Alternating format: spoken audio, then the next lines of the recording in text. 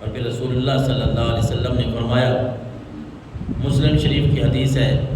1777 number پہ، 1777 حدیث کا نمبر ہے، حضرت ابو ہریرہ سے مروی ہے، رسول اللہ صلی اللہ علیہ وسلم نے فرمایا ان اللہ یمہل حتی اذا ذهب ثلث اللیل الاول نزل الى السماء الدنیا فیقول هل من مستغفر هل من تائب هل من سائل هل من داع حتی ينفجر الفجر او کما قال۔ اللہ کے رسول صلی اللہ علیہ وسلم نے فرمایا رات ہوتی ہے نا، رات ہم نے تو صرف یہ دیکھنا ہے نا کہ رات ہماری آرام کے لیے ہے، سونا ہی ہے، بلکہ آج کل ہم نے الٹ ہی بنا دی ہے، رات کو ہم نے کھیل تماشا کرنا ہے، موبائل پکڑنے ہیں، دیر تک اپنا ٹائم ضائع کرنا ہے، پھر فجر کی نماز یہ ہماری تو گئی، فجر کی نماز ہم پڑھ نہیں سکتے، پھر ہم نے اٹھنا اپنی مرضی سے ہے، دن وہ کہاں پہنچ آتا ہے،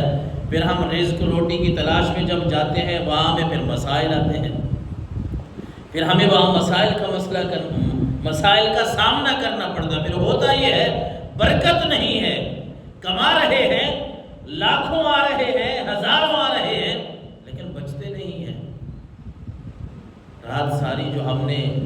فضول کاموں میں گزار دی، فجر اللہ کو یاد ہی نہیں کیا، صبح اٹھتے ہی ہم نے منہ دھوتے ہی اپنا غسل وغیرہ کرتے ہی ہم نے ناشتہ وغیرہ اور اپنے کاروبار میں لگ گئے، پھر وہاں جا کے جب اپنا کاروبار کھولیں گے اپنی دکان، پھر 10 دفعہ بسم اللہ الرحمن الرحیم پڑھ رہے ہوں گے، نماز نہیں پڑھی فجر کی، اب دکان کھولتے ہوئے آیت الکرسی پڑھ رہے ہیں، دکان کھولتے ہوئے یا کاروبار شروع کرتے ہوئے اپنا آفس کھولتے ہوئے اب ہم 10 دفعہ اعوذ باللہ بسم اللہ پڑھیں گے، آیت الکرسی پڑھیں گے، قرآن کی اور آیتیں پڑھیں گے۔ ارے میں کہتا ہوں قرآن تو نفع دیتا ہے، اس بات کا انکار نہیں ہے، لیکن ہم کیسا یہ عمل کر رہے ہیں کہ ہم نے فجر کی نماز چھوڑ دی ہے، اللہ نے ہمیں بلایا، کسی اور نے نہیں، اللہ کی طرف سے حکم ہوا، مؤذن نے مسجد میں اذان دی، حی علی الصلاۃ اور حی علی الفلاح کی طرف ہمیں اذان دی گئی، ندا دی گئی، بلاوا آیا، لوگوں نماز کی طرف آؤ، کامیابی کی طرف آؤ، لیکن ایک ہم ہے کہ ہم نے اذان سنی نہیں، ہمیں پتہ ہی نہیں اذان ہوئی ہے کہ نہیں، چلو پھر الارم لا کے بھی نہیں رکھا، نماز پڑھی نہیں ہے، اب ہم دکان پہ جا کے بسم اللہ 10 دفعہ پڑھیں یا 1000 دفعہ پڑھیں، وہ برکت کہاں سے آئے گی جب صبح سے اللہ کی نافرمانی فرض ہی چھوڑ دیا۔ میں کہہ رہا ہوں بھائی منع نہیں ہے، آپ نے بسم اللہ پڑھی ہے، 100 بسم اللہ پڑھتے رہیں، اگر جب ہم فرض چھوڑ دیں گے جو اللہ کا حکم ہے اور پھر آگے بڑھنے کی ہم کوشش کریں گے تو میرا خیال ہے پھر برکت نہیں آئے گی، پھر ہمارے پاس برکت نہیں آئے گی، کثرت تو ہو سکتی ہے، پیسہ ہو سکتا ہے زیادہ ہو جائے لیکن برکت نہیں آئے۔ اللہ کے نبی صلی اللہ علیہ وسلم نے فرمایا کہ جب اللہ تبارک و تعالی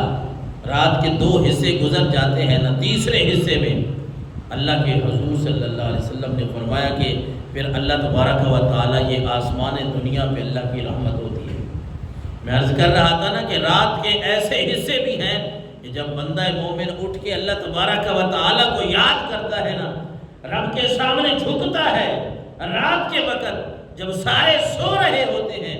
اس وقت جب بندہ اللہ کے سامنے جھکتا ہے، اس کا مزہ بھی انوکھا ہے اور اس کو ٹائم میں برکت بھی اللہ نے اور رکھی ہے۔ حضور نے فرمایا بھائی رات کے 2 حصے گزر جائیں تو اللہ کی رحمت جو ہے وہ آوازیں دے رہی ہوتی ہے۔ جب بندہ گناہ کر لیتا ہے، گناہ کے